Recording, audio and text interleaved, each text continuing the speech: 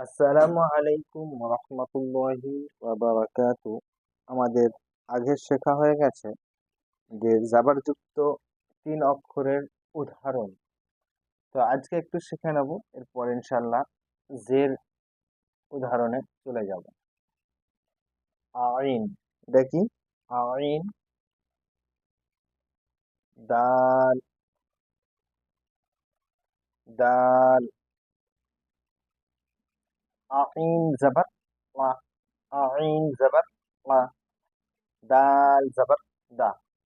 আদা, দুটো একসঙ্গে রিডিং কি হবে? আদা। দাল জবর দা। তাহলে তিনটা একসঙ্গে পড়ে নি। আদাদা, আদাদা। প্রথমে আমরা কি পড়বো? রিডিংটা আইন জাবার আ, তারপরে দুটো একসঙ্গে করে নেবো। দাল জাবার দা, তাহলে আ আর এই দা, তাহলে দুটো একসঙ্গে কি হবে? আদা, আদা। আর এই দালে জাবার আছে, তাহলে কি হবে? দালের রিডিং দা। তাহলে তিনটা একসঙ্গে কি করবো? আমরা পড়ে নিয়েছিলাম আইনে জাবার হচ্ছে বলে আ, দালে জাবার হচ্ছে বলে দা, আর এই দালে জাবার হচ্ছে বলে দা। তাহলে তিনটা একসঙ্গে আদাদা, আদাদা।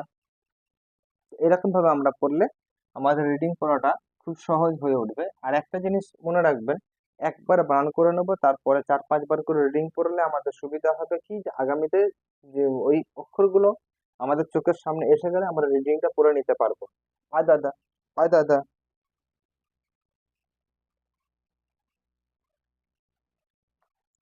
কফ, মিম, র, কফ জবর ক, কফ জবর ক। মিম জবর মা, মিম জবর মা। কমা, কমা, কমা। র জবর র।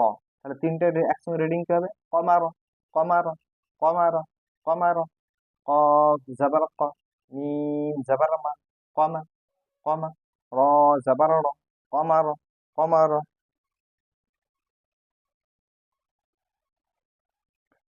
আগের ভিডিওতে আমরা বলে দিয়েছি এটা কি হবে? আলিফ হবে।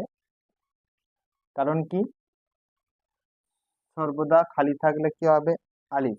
এটা হা। দাল আলিফ সর্বদা খালি হয়, হামজা কখনো খালি হয় না। এরপর কিন্তু এটাকে কি বলবো? হামজা। হামজা জবর আ, হামজা জবর আ। হা জবর হা, আহা।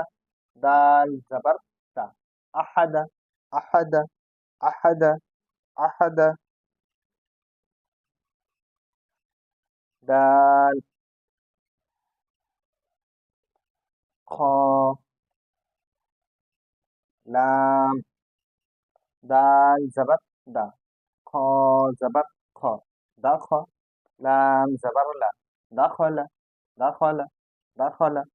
আজকে এই পর্যন্তই। আগামীতে ইনশাআল্লাহ তাআলা আর নতুন কিছু নিয়ে আপনাদের সামনে হাজির হব। ততক্ষণ সকলে সুস্থ থাকবেন, ভালো থাকবেন, সকলেই দোয়া করবেন।